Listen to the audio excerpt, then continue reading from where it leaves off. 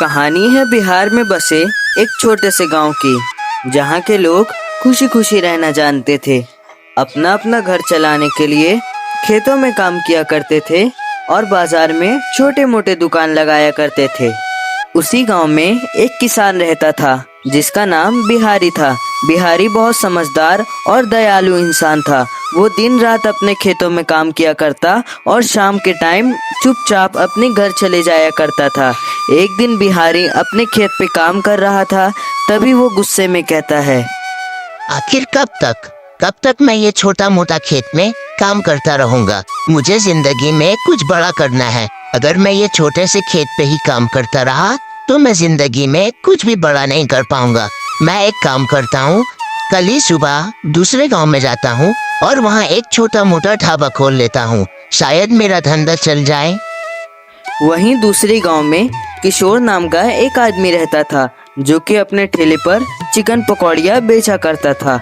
उसका चिकन पकौड़ी बहुत ही स्वादिष्ट रहने के कारण लोग दूर दूर से आकर उसका चिकन पकौड़ी खाया करते थे। आओ भाई आओ, किशोर के हाथों का चिकन पकौड़ी खाओ। एक बार खाओगे बार बार आओगे। स्वाद ऐसा कि कभी भूल नहीं पाओगे। आओ भाई आओ। किशोर भाई, जब तक तुम्हारे हाथों का चिकन पकौड़ी नहीं खाता हूँ तब तक मुझे रातों में नींद नहीं आती है। तुमने इतना अच्छा चिकन पकौड़ी बनाना सीखा किससे? कुछ नहीं रामू भाई, सब ये हाथों की विरासत है। पहले दादाजी चिकन पकौड़ी बेचा करते थे, फिर मेरे पापा चिकन पकौड़ी बेचने लगे, अब मैं ये चिकन पकौड़ी बेचता हूँ। स्वाद तो होगा ही, इतने सालों का अनुभव जो है। बात तो तुम सही कह रहे हो किशोर भाई, तुम्हारे हाथों का चिकन पकौड़ा यानी बेस्ट चिकन पकौड़ा। अब चलो मुझे एक प्लेट चिकन पकौड़ी दे दो। यहाँ किशोर उस आदमी को गरम गरम चिकन पकौड़ी दे देता है और वो मज़े से खाने लगता है। वहीं दूसरी तरफ इसी गांव में बिहारी एक अपना छोटा मोटा ढाबा खोलने के लिए आ चुका था। बिहारी काम की तलाश में इधर उधर भटक रहा था, लेकिन उसे कहीं भी उसका ढाबा खोलने के लिए कोई जगह नहीं मिल रही थी। तभी उसे गांव का एक आदमी देखता है और वो बिहारी से कहता है, क्या बात है भाई, बहुत परेशान लग रहे हो। आज से पहले तो मैंने तुम्हें इस गांव में कभी नहीं देखा। तुम इस गांव में नए आए हो क्या? हाँ भाई, मैं इस गांव में नया ही आया हूँ। मेरा नाम बिहारी है और मैं बिहार से आया हूँ। मैं इस गांव में एक छोटा मोटा ढाबा खोलने के लिए आया हूँ, क्योंकि मैं एक किसान हूँ और मैं किसानी करता हूँ। लेकिन मेरा धंधा आजकल अच्छा नहीं चल रहा है, तो मैंने सोचा क्यों न इस गांव में एक छोटा मोटा ढाबा ही खोल लूं। लेकिन ना ही मेरे पास रहने के लिए कोई ठिकाना है और ना ही ज्यादा सामान है। क्या तुम मेरी कोई मदद कर सकते हो? नहीं भाई, इस मामले में तो मैं तुम्हारी कोई मदद नहीं कर सकता हूँ। लेकिन हाँ, अगर तुम्हें मकान की ज़रूरत है तो मेरे पास एक मकान खाली है। तुम चाहो तो उस मकान पे किराए पर रह सकते हो। हाँ भाई, मुझे इसी चीज की तो जरूरत थी। चलो जल्दी से मुझे अपना मकान दिखा दो, मैं उस मकान पे रहने के लिए तैयार हूँ। वो आदमी बिहारी को उसका मकान दिखाकर वहाँ से चला जाता है। जैसे ही वो जाता है तभी बिहारी कहता है, चलो घर का तो इंतजाम हो गया, अब मुझे एक छोटा मोटा ढाबा का इंतजाम करना होगा। लेकिन मैंने तो ये सोचा ही नहीं कि मैं उस ढाबे पर क्या बेचूंगा। हाँ, मुझे तो तंदूरी चिकन बनाना आता है। जब मैं शहर गया था तभी वहाँ से सीख कर आया था। लेकिन मुझे नहीं लगता यहाँ किसी को तंदूरी चिकन के बारे में पता भी होगा। अगर मैं तंदूरी चिकन अच्छे से बनाकर यहाँ बेचूंगा तो पक्का मेरा धंधा चलेगा। लेकिन मैं ढाबा कहाँ से लाऊंगा? चलो बाहर चलता हूँ, देखता हूँ कि कहीं ढाबे का भी इंतजाम हो जाए। बिहारी बाहर ढाबा ढूंढने के लिए निकल जाता है। तभी उसे वहाँ उस गांव के सरपंच जी मिलते हैं। बिहारी सरपंच जी से कहता है, काका, आप ही इस गांव के सरपंच है क्या? हाँ बेटा, मैं ही इस गांव का सरपंच हूँ। बोलो क्या बात है? सरपंच जी, मैं इस गांव में नया आया हूँ। मेरा नाम बिहारी है और मैं बिहार से आया हूँ। मैं यहाँ चिकन तंदूरी का एक छोटा मोटा ढाबा खोलने के लिए आया हूँ। मैं जहाँ जब आया था तब मेरे पास कुछ नहीं था, लेकिन अब मेरे पास रहने के लिए एक ठिकाना हो चुका है। लेकिन अब मुझे एक छोटे मोटे ढाबे की जरूरत है। इस वजह से मैं आपसे बात कर रहा हूँ। क्या आप मेरे लिए कोई छोटे मोटे ढाबे का इंतजाम कर सकते हो? हाँ बेटा, इस मामले में मैं तुम्हारी मदद कर सकता हूँ। मेरे पास एक ढाबा पड़ा है जो महीनों से खाली है। अगर तुम चाहो तो उस पर अपना धंधा शुरू कर सकते हो। मुझे उस ढाबे का भाड़ा नहीं चाहिए क्योंकि वो वैसे भी पड़ा हुआ था। अब तुमने मुझे चाचा जी कह ही दिया है तो तुम फ्री में ही अपना काम कर लो। बिहारी अगले दिन से सरपंच के ढाबे पर अपना चिकन तंदूरी का दुकान लगा देता है और जोर जोर से चिल्लाने लगता है। आओ भाई आओ, बिहारी के हाथों का चिकन तंदूरी खाओ। एक बार खाओगे दोबारा भूल नहीं पाओगे। ये खास बिहार से लाया हुआ चिकन तंदूरी है, ऐसा वैसा चिकन तंदूरी मत समझना। क्या भाई, बिहार का चिकन तंदूरी? भला बिहार का चिकन तंदूरी यहाँ कैसे आ सकता है?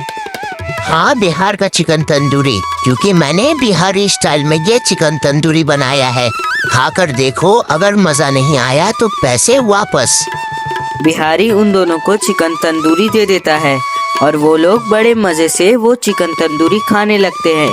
और बिहारी भी अब खुश हो चुका था क्योंकि उसका गांव छोड़कर दूसरे गांव में आकर काम करने का सपना पूरा हो गया था और उसे अब समझ भी आ गया था कि अब उसका धंधा रुकने वाला नहीं है और वो खुशी खुशी अपना धंधा करने लगता है। ये कहानी है एक ऐसे आदमी की कि कैसे वो दूसरे का धंधा बंद कराने के चक्कर में खुद के ही पैर पर कुल्हाड़ी मार लेता है और जेल चला जाता है।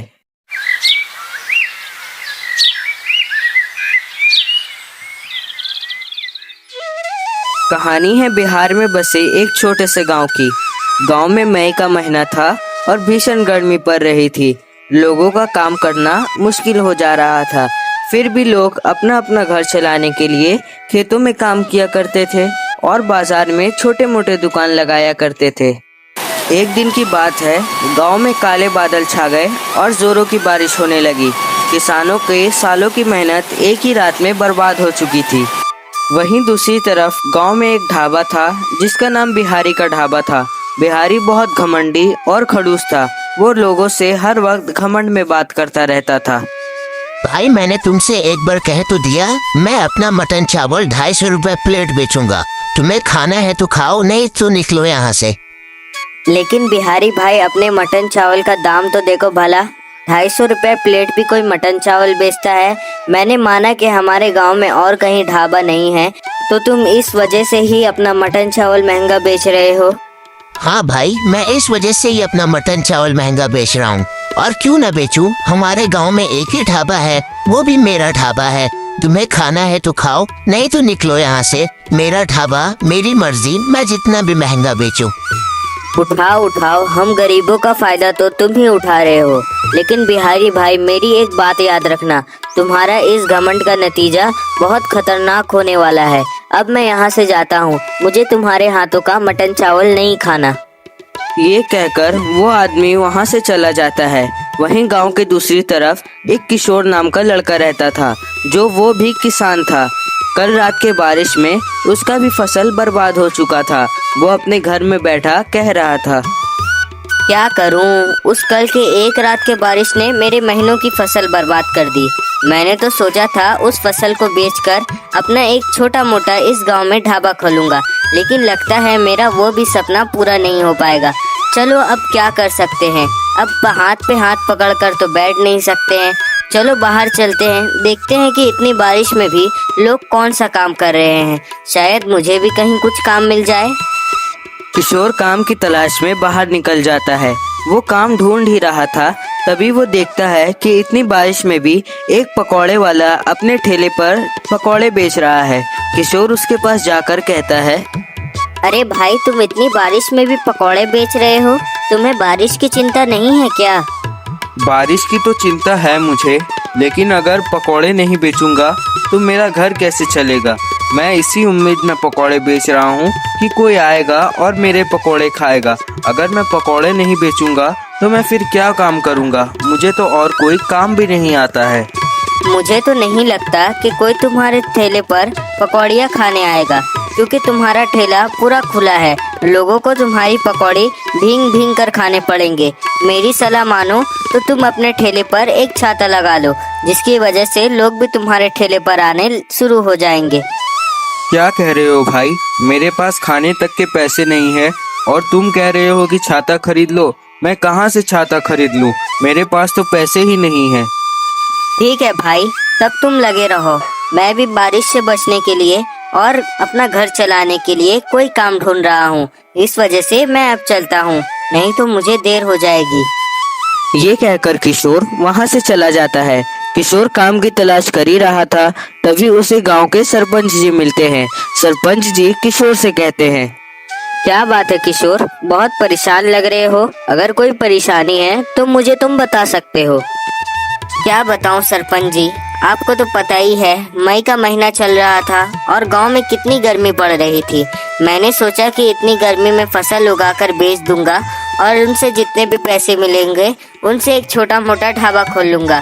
लेकिन आपको तो पता ही है, कल इतनी जोरों की बारिश हुई कि मेरी महीने की फसल एक ही दिन में बर्बाद हो गई। अब मैं क्या करूं, मुझे तो कुछ समझ नहीं आ रहा। अच्छा किशोर, तो ऐसी बात है, इस मामले में मैं तुम्हारी मदद कर सकता हूँ। तुम्हें तो पता ही है मेरा एक पुराना ढाबा ऐसे ही पड़ा है और मैं कुछ महीनों के लिए शादी के सिलसिले में बाहर जा रहा हूँ। अगर तुम चाहो तो मेरा वो ढाबा इस्तेमाल कर सकते हो। वैसे ही वो ढाबा ऐसे ही पड़ा हुआ है, अगर तुम चाहो तो उसे इस्तेमाल कर सकते हो। लेकिन सरपंच जी, उस ढाबे का किराया देने के लिए मेरे पास तो पैसे ही नहीं हैं। लेकिन किशोर, तुमसे किराया कौन मांग रहा है? तुम खुशी खुशी उस ढाबे पर अपना धंधा शुरू करो। मैं तुमसे 1 रुपया भी किराया नहीं लूंगा। किशोर अगले दिन से सरपंच जी के ढाबे पर चिकन तंदूरी का धंधा शुरू कर देता है।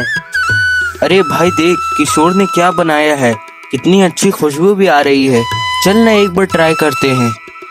हाँ भाई, तू सही कह रहा है, खुशबू तो बहुत अच्छी आ रही है। चल खाते हैं। अरे किशोर भाई, ये तुम क्या बना रहे हो? इससे तो बहुत अच्छी खुशबू आ रही है। इसे तो मैंने कभी देखा ही नहीं है। ये क्या चीज है? भाई, इसे चिकन तंदूरी कहते हैं। तुम इसे कैसे देख लोगे? आज से पहले गांव में किसी ने इसे ना ही बनाया है और ना ही कभी खाया होगा। तुम लोग खा कर देखो ये कैसा बना है। गांव में सबसे पहले लोग तुम लोग ही होगे जिसने ये चिकन तंदूरी खाया होगा। अच्छा भाई, बात तो तुम सही कह रहे हो। देखने में तो ये बहुत ही स्वादिष्ट है। इसका दाम भी तो बहुत ज्यादा होगा। इसका दाम कितना है? भाई, सिर्फ ये देखने में महंगा लगता है। बात यह है कि शहर में ये बहुत महंगा मिलता है। इस वजह से मैंने गांव में इसे सस्ते में लाया है। ये सिर्फ 70 रुपए प्लेट है। क्या किशोर भाई, सिर्फ 70 रुपए प्लेट? 70 रुपए में तो आजकल हमारे गांव में चिकन भी नहीं मिलता और तुम चिकन तंदूरी 70 रुपए में बेच रहे हो।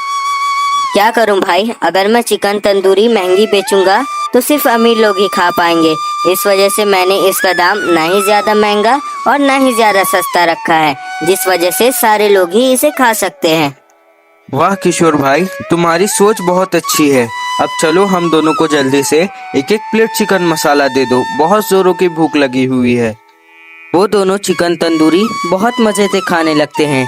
चिकन तंदूरी की खुशबू इतनी अच्छी थी कि वहाँ लोग आने लगते हैं और देखते ही देखते लोगों की भीड़ वहाँ लग जाती है। गांव के सारे लोग उसके वहाँ चिकन तंदूरी खाने आए हुए थे। वहीं दूसरी तरफ बिहारी का ढाबा पूरा शांत पड़ गया था। बिहारी के ढाबे पर कोई भी नहीं आ रहा था। बिहारी अपने चेले से कहता है, क्या बात है, आजकल तो हमारे ढाबे पर कोई नहीं आ रहा। मैं कुछ दिनों से देख रहा हूँ कि हमारा ढाबा पूरा सुनसान रह रहा है। क्या बात है, सारे लोग कहाँ चल जा रहे हैं? साहब, अब सारे लोग उस किशोर के ढाबे पर जा रहे हैं, क्योंकि वो किशोर चिकन से कुछ ऐसी चीजें बना रहा है कि जिसे खाकर गांव के लोग उसके हाथों के दीवाने हो जा रहे हैं। और वो उस चिकन को इतने सस्ते में बेच रहा है कि लोग अब पेट भरने के लिए उसी के पास जा रहे हैं। अच्छा, तो ऐसी बात है। अगर ऐसे ही लोग हमारे ढाबे पर नहीं आएंगे तो हमें तो ढाबा बंद करवाना पड़ेगा। इससे पहले मैं उसका ढाबा बंद करता हूँ। तू चल मेरे साथ, अभी मैं उसका ढाबा बंद करवाता हूँ। बिहारी अपने आदमियों के साथ किशोर के ढाबे पर जाता है उसका ढाबा बंद करवाने के लिए। वहाँ जाकर बिहारी किशोर से कहता है, अबे सुन बे किशोर, तुझे यहाँ ढाबा खोलने की परमिशन किसने दी? जल्दी से अपना ढाबा यहाँ से हटा, नहीं तो मैं अभी तेरा ढाबा पूरा तोड़ दूंगा। भाई, ये ढाबा मैंने अपने पैसों से शुरू किया है और यहाँ जितने भी सामान हैं वो भी मेरे पैसों के हैं। तो तुम कौन होते हो मुझे धमकी देने वाले? धमकी नहीं, मैं तुम्हें वार्निंग दे रहा हूँ। इस गांव में सिर्फ एक ही ढाबा रहेगा, वो भी मेरा बिहारी का ढाबा। और कोई ढाबा इस गांव में नहीं खुलना चाहिए। अब चलो जल्दी से अपना ढाबा बंद कर दो। तभी पास ही में एक आदमी जो कोट पैंट पहना खड़ा था, वो बिहारी से गुस्से में कहता है, अच्छा तो तू है बिहारी जो लोगों को धमकी देता है। तुझे पता है मैं कौन हूँ? मैं इस गांव का नया ऑफिसर हूँ जो इस गांव में नया नया आया हूँ। तेरे बारे में बहुत सारी कंप्लेन आई हुई थी। आज मैंने देख भी लिया तू कैसे लोगों को धमकियाँ देता है। अब तू चल मेरे साथ जल्दी से जेल। वो ऑफिसर बिहारी को पकड़कर अपने साथ जेल ले जाता है और इसी तरह बिहारी दूसरे का धंधा बंद कराने के चक्कर में खुद के ही पैर पर कुल्हाड़ी मार लेता है और अब बिग किशोर खुशी खुशी अपना धंधा शुरू करने लगता है और उसका धंधा बहुत ही अच्छा चलने लगता है। गांव के सारे लोग भी अब खुश हो चुके थे क्योंकि उनको उनके पैसे में एक बहुत ही बढ़िया चिकन तंदूरी मिल रहा था। अब वो लोग पेट भर भर कर अपना अपना खाना खाने लगते हैं और खुशी खुशी रहने लगते हैं।